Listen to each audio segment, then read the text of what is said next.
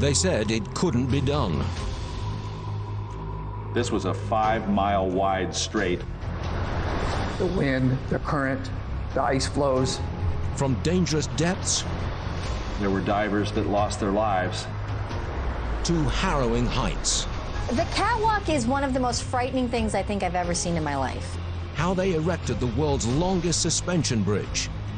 There's no precedent for that, so this would not be an easy task. They call it the Mighty Mac.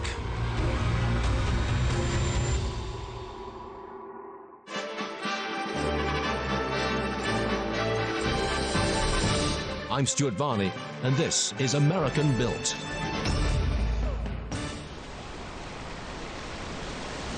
Ask anyone for directions in Michigan, and they'll probably point to their hand, like this. But that's only the lower half of the state. It used to be, if you wanted to know how to get to the top half, the answer was, you can't get there from here. You know, they call Michigan the water wonderland.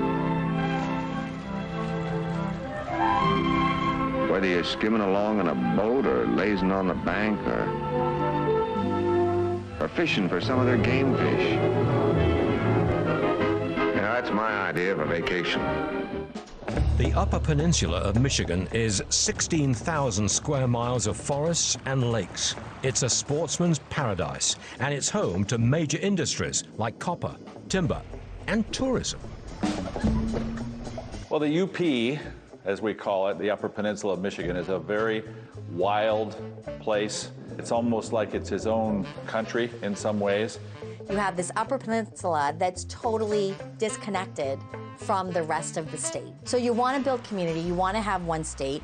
But the Great Lakes state is divided by a 5-mile stretch of turbulent water called the Straits of Mackinac. For those of you unfamiliar with the Straits of Mackinac, it's a 5-mile stretch of water connecting two of our Great Lakes. Michiganders long wished to bridge the straits, but Some of the experts said impossible. This was a 5-mile wide strait. The water was 300 feet deep. The currents were tremendous. There was ice in the winter. The winds were horrible. the only way to go from Mackinac City in the south to St. Ignace in the north was a car ferry. But the ferries couldn't keep up with demand. As more people are driving, more people are coming to the area, you were seeing 19-hour delays to get an hour-long ferry ride. And in the winter, things just got worse. The ferries were having icebreakers, but they were still sometimes getting stuck in the ice, and so that becomes really untenable for the people. But one particularly bitter voyage changed everything. A frigid and disgruntled commuter thought, there has to be a better way. His name was Prentice Brown. Prentice M. Brown was a state senator out of St. Ignace who championed the cause for getting a bridge built. He thought that a bridge would be really helpful to the Upper Peninsula. A bridge over such a vital transportation route would have to make sure not to disrupt traffic. Your bridge deck had to be high enough to allow for vessel traffic, right? Because it was still a shipping lane. Most of all, the bridge would have to be extraordinarily long. The shortest distance from Mackinac City to St. Ignace was more than 6 miles. To cut that distance, the Highway Commission jumped the gun. They built a causeway out to the shipping lanes without a budget for a bridge or even a plan in place. The farthest they got was to build a 1-mile causeway south out of St. Ignace that was in very shallow water that extended into the straits. But just as a bridge plan started taking shape, it was halted by World War II. Americans listened and knew that they were no longer just spectators to a war on distant shores. The United States was at war. There is kind of a prevailing thought that had World War II not occurred, the bridge would have been built in the 1940s. After the war, Michiganders wanted a bridge, even more. America was in love with the automobile. And so let's get out and see our country. They wanted to take vacations. Without a bridge, Michigan couldn't cash in on the post-war boom. So Prentice Brown got to work, leading the Bridge Authority on a search to hire an engineer. And the competition for the job was fierce. The final three that were interviewed were Othmar Ammann.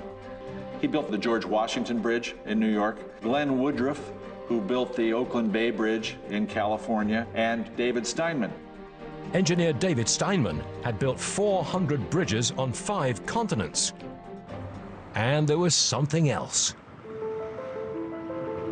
He had grown up in the shadow of the Brooklyn Bridge. As a young boy, he was very much in awe of what the Brooklyn Bridge was. When it opened 70 years earlier, the Brooklyn Bridge was the world's longest suspension bridge.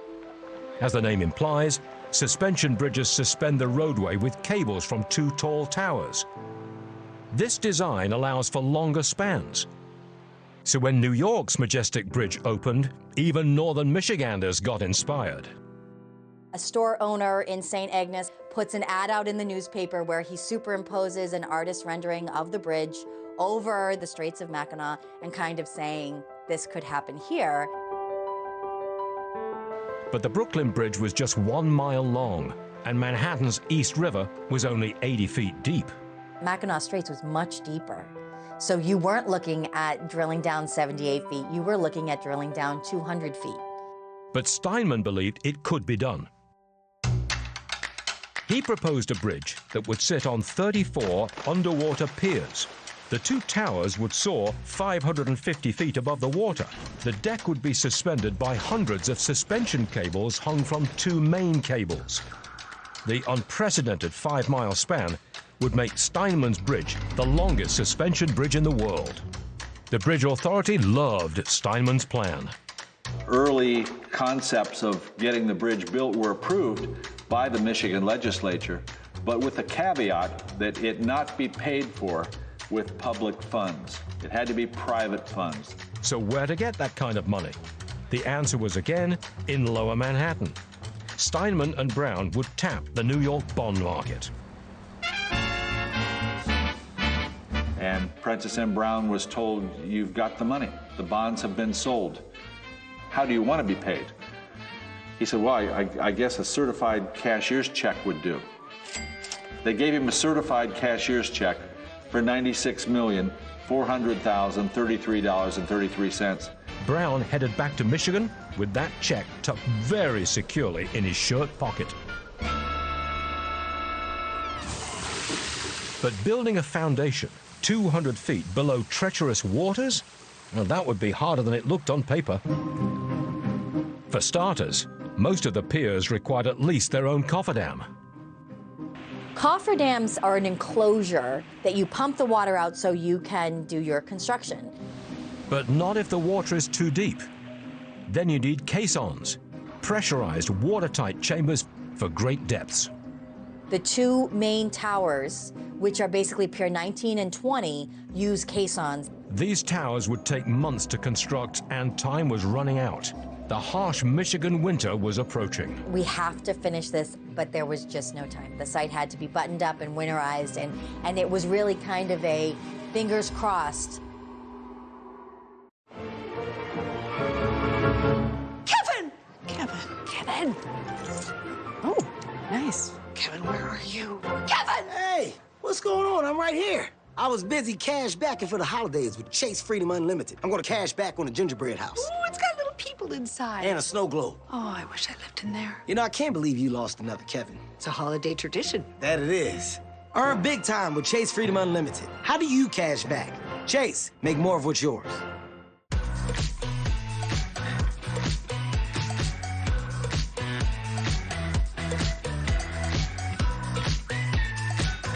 When the chapstick goes on, it's on. Get yours on at chapstick.com. I'll shoot you an estimate as soon as I get back to the office. Hey, I can help you do that right now. Hi, Thrive. Thrive? Yep, I'm the all-in-one management software built for small business. Hi, Thrive. Ow. Get a free demo at thrive.com.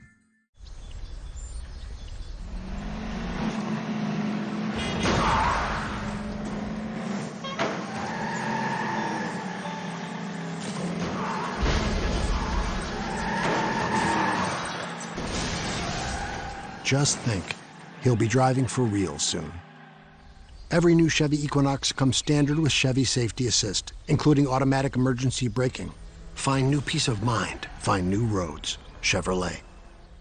Living with metastatic breast cancer means being relentless. Because every day matters. And having more of them is possible with Verzenio, the only one of its kind proven to help you live significantly longer when taken with fulvestrant, regardless of menopause. Verzenio plus fulvestrant is for HR-positive, HER2-negative metastatic breast cancer that has progressed after hormone therapy. Diarrhea is common, may be severe, or cause dehydration or infection. At the first sign, call your doctor, start an antidiarrheal, and drink fluids. Before taking Verzenio, tell your doctor about any fever, chills, or other signs of infection. Verzenio may cause low white blood cell counts, which may cause serious infection that can lead to death. Life-threatening lung inflammation can occur. Tell your doctor about any new or worsening trouble breathing, cough, or chest pain. Serious liver problems can happen. Symptoms include fatigue, appetite loss, stomach pain, and bleeding or bruising. Blood clots that can lead to death have occurred. Tell your doctor if you have pain or swelling in your arms or legs, shortness of breath, chest pain, and rapid breathing or heart rate, or if you are nursing, pregnant, or plan to be. Every day matters. And I want more of them. Ask your doctor about everyday Verzenio.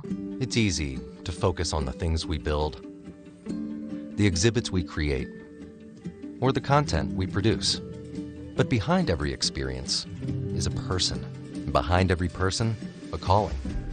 At Answers in Genesis, our collective calling is to impact global communities for good, especially during times of need.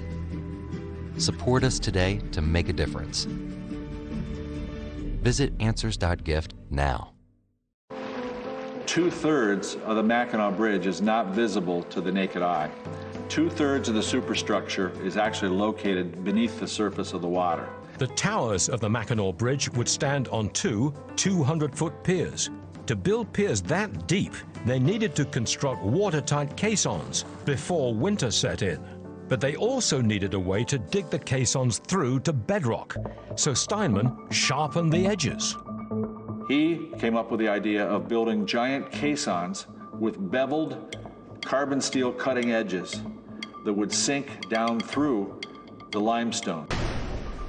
The precise placement of the caissons was critical, but the unpredictable currents fought them the whole way down. So Steinman brought in specialists. Hard hat divers would have to descend to do the inspections, to make the final connections, and in some cases make repairs. The water was cold, and the depths were extremely dangerous. Steinman learned that from studying the Brooklyn Bridge. When the Brooklyn Bridge was being built, there were divers that lost their lives because of getting decompression sickness, the bends. The bends is a brutal and often fatal condition caused by surfacing too fast. Because they were using a similar construction methodology for the foundation at the Mackinac Bridge, they actually had hyperbaric chamber that was available on site. The hyperbaric chamber brought divers up slowly while gradually adjusting the pressure. But despite Steinman's efforts, the first casualty on the bridge was a diver named Frank Pepper. Unfortunately, he would not be the last.